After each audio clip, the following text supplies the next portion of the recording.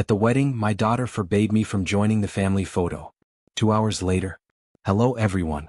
If you could see me now, a man who usually keeps all his emotions to himself, you'd be surprised. My hands are still slightly shaking, and deep inside, there's a knot that just won't loosen. Today, I want to tell you a story that happened 2 weeks ago but still doesn't give me peace. It's not just about a wedding day, no. It's about how the ghosts of the past can burst into the brightest day of the present and turn everything upside down. I've spent many sleepless nights replaying every moment, every word, every glance in my head. And you know what's the most terrifying part? I myself don't know who was right in this situation. Me, who was always sure of my principles and decisions. Or her, my daughter, whose pain I apparently failed to truly understand until the very end. I found myself at a crossroads where every road leads to a dead end.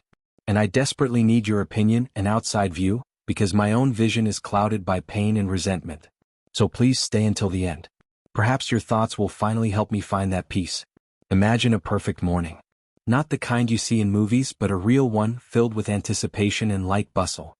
The sun shone as if it had also dressed up for the celebration. Its rays played in the crystal glasses on the table and reflected in the mirror before which the bride, my little girl, was being preened. I woke up before everyone else. I walked through the still empty house, where the echo of the upcoming celebration already hung in the air. Boxes of decorations, neatly laid out guest name tags, the smell of freshly brewed coffee, and the distant hum of the car that was supposed to pick up the flowers. There was something sacred in this silence. I felt not just like the father of the bride, I felt like the architect of this happiness. After all, it was I who had invested so much effort and money into making every detail flawless. I had ordered that specific cake, a 3-tiered one, covered in sugar flowers, exactly like the one she drew in her childhood sketchbook. I personally spoke with the musicians, asking them to be sure to play the father-daughter dance song, the very one we used to sway to in the living room when she was about 5, standing barefoot on my shoes. It seemed like the universe itself had aligned into a perfect line. Guests began to arrive, filling the house with laughter and compliments. I caught their glances, full of approval, respect, a little envy. You've done a fantastic job organizing everything. Your daughter is a beauty, you must be so proud. And I was proud. I was glowing from within. This was my day no less than it was hers. The day that was supposed to be the culmination of all my efforts, my love, my attempts to be the perfect father. How mistaken I was. To understand the full horror of what happened next, we need to take a step back. No, several steps. Into the past. Our relationship with my daughter has always been complicated. Not bad, no. I have always adored her from the first second I saw her tiny red face in the delivery room. But my love apparently was too rigid, too demanding. I grew up with strictness, achieved everything through hard work myself, and was sure that this was exactly how to prepare a child for life. I worked a lot, so she would have everything she needed. A new phone, fashionable clothes, the best school tutors. I saw it as an investment in her future. But for her it looked different. While I was buried in work, she was growing up. I missed the moment when dolls were replaced by the first timid attempts to wear lipstick. I came home tired and instead of asking about her day, only saw the bad grades in her diary and scolded her for them. I demanded perfect grades, exemplary behavior, the choice of the right friends and a serious profession. The wall between us grew with each year. She tried to break through it, with her unsuccessful attempts to have a heart-to-heart talk which I, blind, perceived as teenage rebellion. And I tried to break it with my money and gifts, which she, growing older, accepted with increasing coolness. We never learned to talk. We learned to be silently resentful. Me, of her failure to understand my sacrifices. Her, of my failure to understand her pain. And I only learned a crucial detail much later. That morning, while I was enjoying the perfect day, she was putting together a wedding album for the guests. And in the pile of photos she found an old childhood picture. The one from the park where I'm not looking at the camera but at my watch. I was late for an important meeting. For me it was a memory of a happy day. For her, it was the ultimate symbol that even on her day my mind was somewhere else. It was the last straw. A final, painful confirmation of all her childhood fears. But I didn't know that then. All those unspoken resentments, like landmines, lay beneath the thin ice of our truce on her wedding day. And it only took one awkward word to detonate them. Everything was going like clockwork. The ceremony was touching. I walked her down the aisle and her hand trembled on my elbow. I thought it was just nerves. Maybe it was hope? Hope that today we would finally understand each other? The photo shoot began. Group pictures, laughter, goofing around under the photographer's approving gaze.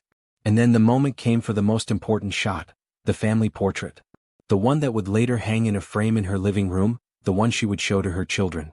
The one where we are all one family. I straightened my tie, stepped forward to stand next to her as is a father's place. And at that moment our eyes met. And in her gaze I saw not love, not gratitude, but cold. An icy, piercing cold.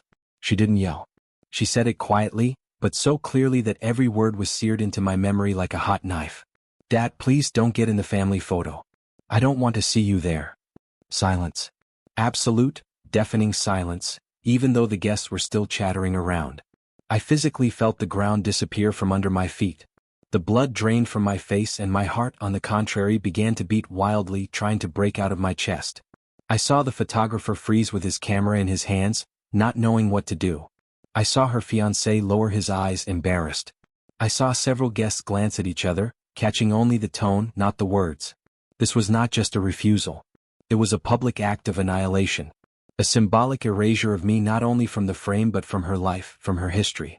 In that second, everything collapsed. The perfect day, my hopes for reconciliation, 30 years of my life given for this moment.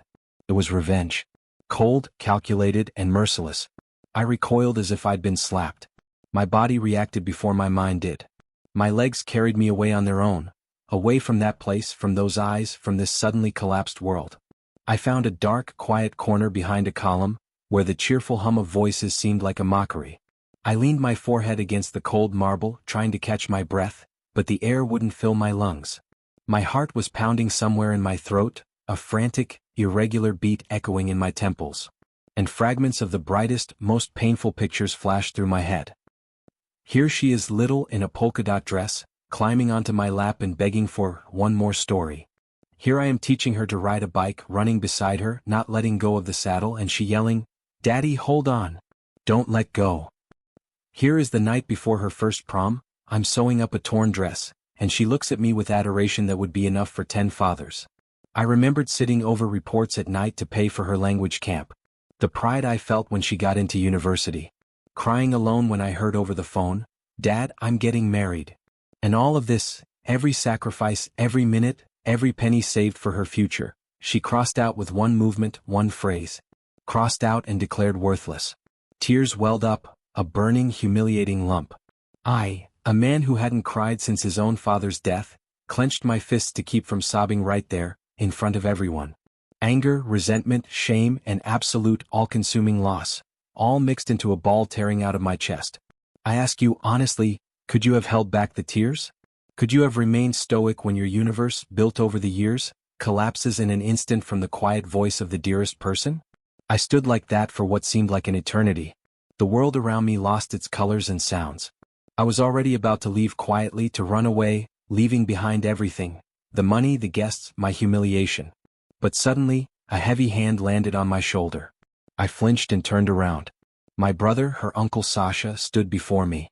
His eyes held no pity, which would have finished me off completely, nor judgment. There was a calm, firm understanding. He had seen everything. He had understood everything without words. "Don't worry," he said quietly, his bass voice sounding surprisingly calm. "Take a breath. You're not alone. And I have a surprise for you." I just shook my head mindlessly. What kind of surprises could there be now? He took me by the elbow and led me, almost by force, through the crowd of guests. We went into the study where the photographer, the one I had hired and generously paid to capture every angle of our happiness, had set up his headquarters. "Show him," Sasha said. The photographer, a guy in his 30s with intelligent eyes, silently nodded. He threw me a quick, appraising glance. Apparently, my brother had already explained everything to him. He turned his camera's monitor toward me. And I was stunned. On the screen was me. Me in different moments of the celebration. I was smiling, talking to guests, looking at my daughter with that expression of pride and love that I couldn't hide. And she was in these shots. Next to me. We were together. How? Was all I could squeeze out. It turned out my brother, seeing my reaction and hearing that fateful phrase, didn't dive into the drama. He immediately found the photographer. He explained the situation to him. He asked him, "Do you work for the one who pays or for the bride's whims?" The photographer, who turned out to be not only a professional but a man with principles, answered, "I work for memory." And memory must be truthful. And grateful. And he kept shooting. For a full 2 hours. He caught every moment where we were in the same frame, where our family looked whole. He created a parallel, true chronicle of that day. The one that memory deserved. The one that I deserved. And then my brother squeezed my shoulder and added, his voice low, "She acted just like our mother." Mom could also cross someone out of her life with one look. I didn't stop it then. I won't make that mistake again. He never talked about his relationship with our late mother. And in that moment, I understood that his help wasn't just about supporting me. It was his personal battle with the ghosts of our past. In that moment, I realized I wasn't alone. That justice isn't always loud. Sometimes it's quiet and attentive, and it has its own photographer. The culminating moment of the evening arrived. The slideshow of the best photos. All the guests gathered around the big screen, expecting to be moved and delighted. I saw my daughter preparing to shine, to accept congratulations. She had already moved past that morning's conflict, already decided she had won by erasing me from her perfect day. The music started. The first shots floated across the screen. Her in her dress, beautiful portraits. The guests gasped. Then came the group photos. And suddenly, we appeared on the screen. Me and her. We were standing next to each other, smiling. Another shot, I was saying something in her ear and she was frowning amusingly. Another, we were dancing. This was before the argument, but the photographer had woven the shots in brilliantly. At first, a light, perplexed silence hung in the room. People glanced at each other. They had seen the scene at the photo zone after all. They began to turn to look at me, then at her. And a whisper started. But not a condemning one aimed at me. No. "Look how he looks at her. Such touching photos," and she said, "They look so alike, it turns out." The guests' faces showed one thing. They didn't understand why she had said what she said then. They saw a loving father and a happy daughter. They saw the truth. My daughter sat as if paralyzed. At first she couldn't believe her eyes. Then a thick, crimson blush of shame spread across her cheeks. She tried to catch the photographer's eye, to gesture, "Remove it." But it was too late. She tried to whisper something to her mother, but her mother just shrugged in confusion. The truth, which she had tried so hard to hide and destroy, had come out without a single word from me. I didn't yell, didn't accuse, didn't make a scene. I just sat and watched the screen. I watched us as we were, who we could have been. And in that moment, I understood that my revenge was not gloating. It was a quiet, silent victory for justice. Her attempt to humiliate me had backfired on her. She was left alone with the bewilderment and judgment in the eyes of everyone she had wanted to impress. The wedding ended. The guests left, leaving behind not only confetti but also plenty of gossip. We haven't spoken with my daughter. She left on her honeymoon, and I was left alone with the silence and these photos. You know what conclusion I've come to? Sometimes the mistakes of the past cannot be fixed instantly. My mistakes, in being blind and deaf. Her mistake, in choosing the cruelest and most public way to settle the score with me. But erasing family from your life, from your memory, is unforgivable. It's a wound that will always bleed. The truth, like water, always finds a way. It doesn't need scandals and fist-pounding. Sometimes it just needs a silent ally with a camera. My brother and the photographer didn't let me sink to her level. They didn't let me scream and demand. They gave me a chance to keep my dignity and let the facts speak for themselves. And now I ask you, was I wrong? Was I petty to accept this help? Should I have humbly accepted my humiliation and left, giving her that perfect day that, in her opinion, I was unworthy of? Or did I act as a father who, even in such a silent way, defended his right to love and his place in his family's history? I'm interested to hear your opinion, because I'm still searching for the answer. And perhaps there isn't just one. Write in the comments.